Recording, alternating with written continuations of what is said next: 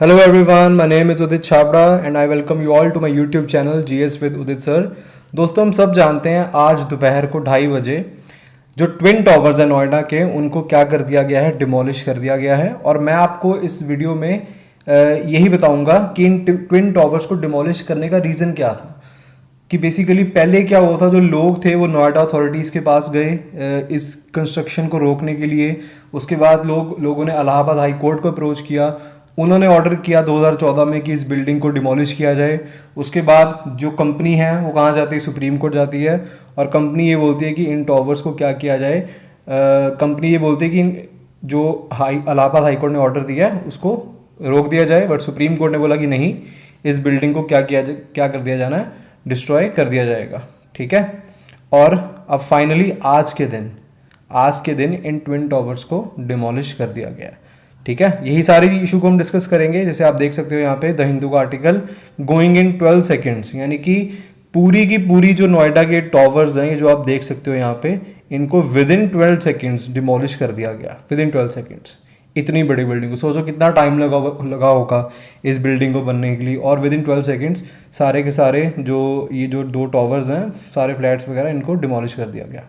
और कौन सी यहाँ पे सारी चीज़ें हम देख रहे हैं। तो देखो हुआ क्या बेसिकली यहाँ पे, आज भारत के इतिहास में एक बहुत अनोखा इवेंट हुआ कि जिसमें इन ट्विन टॉवर्स को डिमोलिश कर दिया गया दोपहर 2:30 बजे, जैसा मैंने आपको भी बताया।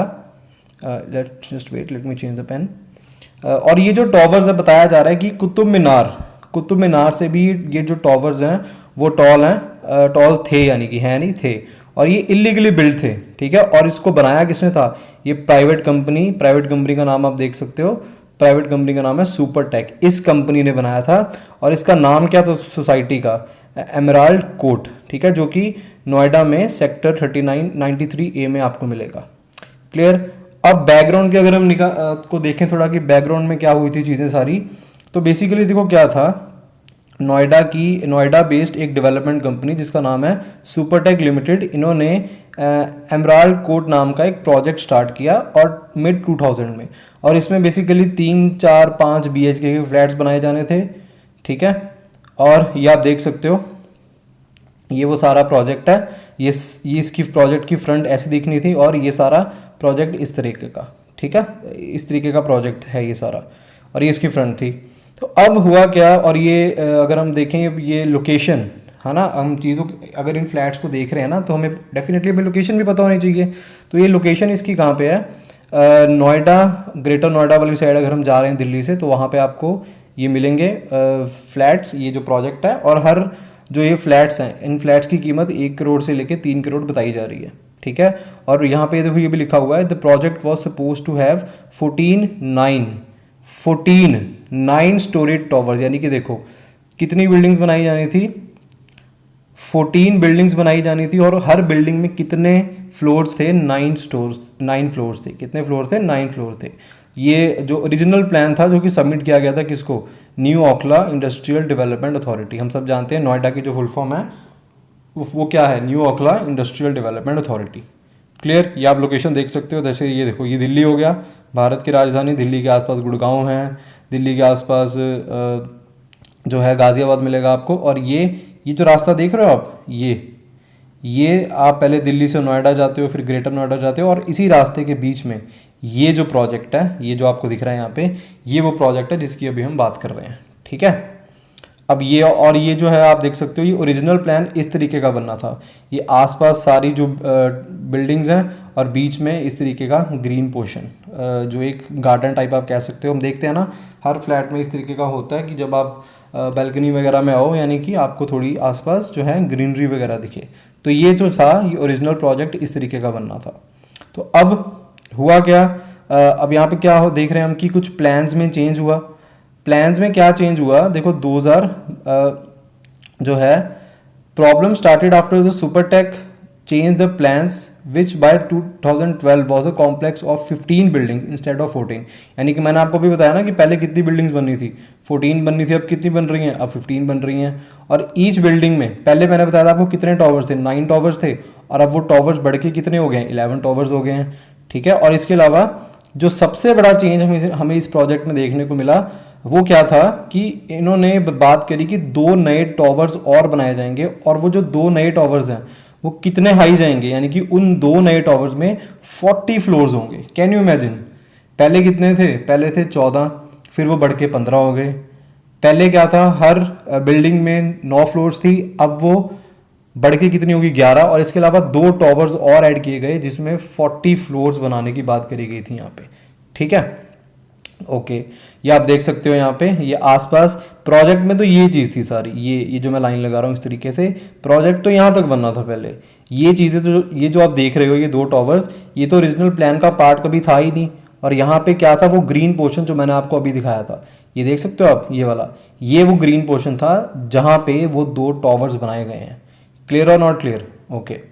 अब ये जो आप देख सकते हो, ये तो ऑब्वियस है ना कि जब लोग अपनी बिल्डिंग से बाहर निकलेंगे, आप खुद इमेजिन करके देखो, जब लोग अपनी बिल्डिंग से बाहर निकलें इस तरीके से, तो उन्हें आसपास क्या दिखनी चाहिए, थोड़ी ग्रीनरी दिखनी चाहिए, थोड़ा खुलापन वगैरह दिखना चाहिए, है ना। और उनको दिखेगा क्या?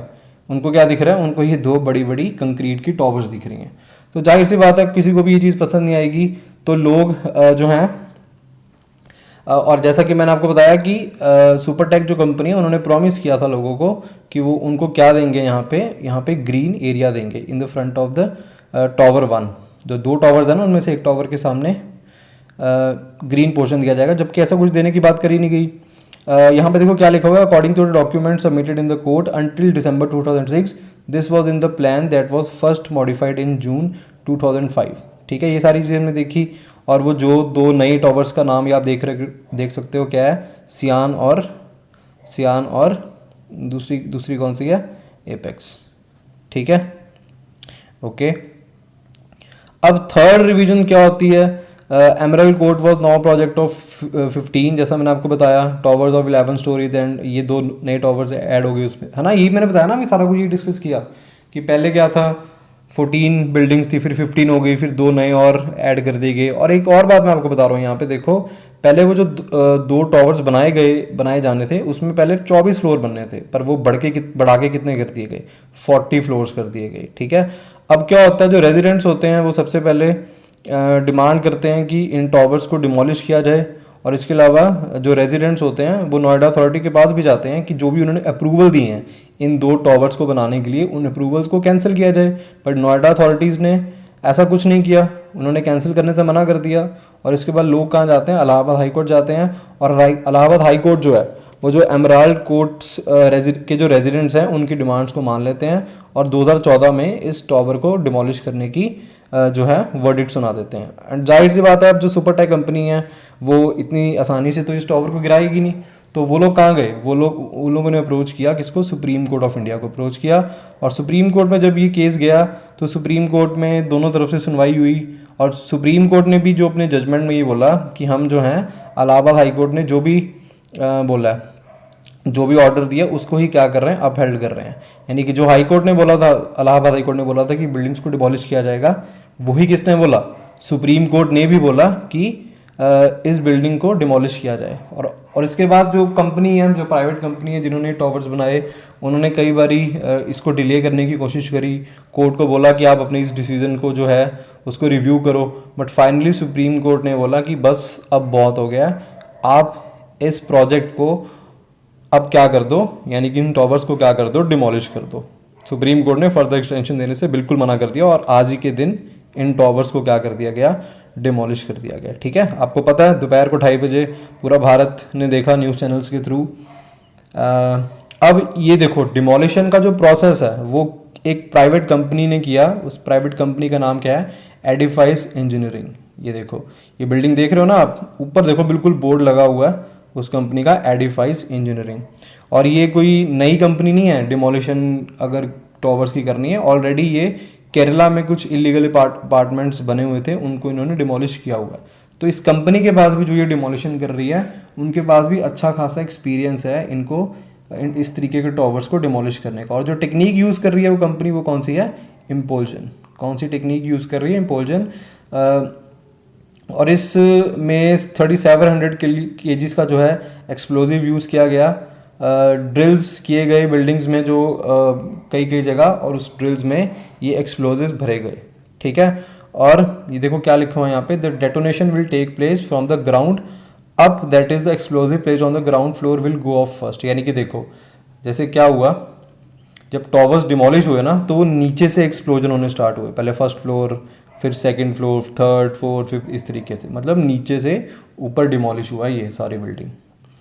ठीक है, तो ये सारा इशू था, ये आप देख सकते हो टाइम लाइन है। सुबह 6:30 पहले वो उन्होंने जो सोसाइटी है उनकी जो है क्या बोलते हैं गैस सप्लाई को कट किया, फिर 7 बजे रेजिडेंट जो थे उनको आसपास के विलेज ले जाया गया और उनको इवैक्यूएट किया गया, और फाइनली 2:30 PM पे इस बिल्डिंग को क्या कर दिया गया, डिमोलिश कर दिया गया। एंड ऑब्वियसली हाईवे को भी उन्होंने कुछ हद तक जो था शट कर दिया था, क्योंकि ऑब्वियस है ना कि अगर इतनी बड़ी बिल्डिंग डिमोलिश होएगी तो आसपास जो है डस्ट वगैरह होएगी तो एक्सीडेंट के चांसेस बढ़ जाएंगे, इसलिए उन्होंने हाईवे को भी कुछ देर के लिए शट कर दिया। तो ये सारा इशू था। इस वीडियो के माध्यम से मेरा यही एक टारगेट था कि आपको ये प्रोसेस, मतलब जो भी इस केस में बीच की बातें वो आपको समझ आ जानी चाहिए। ठीक है, बेटर है कि हम अपना टाइम व्यर्थ ना करें, है ना, वेस्ट ना करें कि हम और फालतू के न्यूज़ चैनल्स को देखें जो इतना शाउट करके आपको चीज़ें बताते हैं। तो इस वीडियो में मैंने आपको बहुत ही एक समरी इस सारे टॉपिक की दी है। आई होप कि आपको ये इशू क्लियर हुआ होगा। ठीक है, अगर आपको वीडियो पसंद आई है तो प्लीज़ मेरी वीडियो को लाइक करें और अपने फ्रेंड्स के साथ इस वीडियो को ज़्यादा से ज़्यादा शेयर करें। Thank you so much.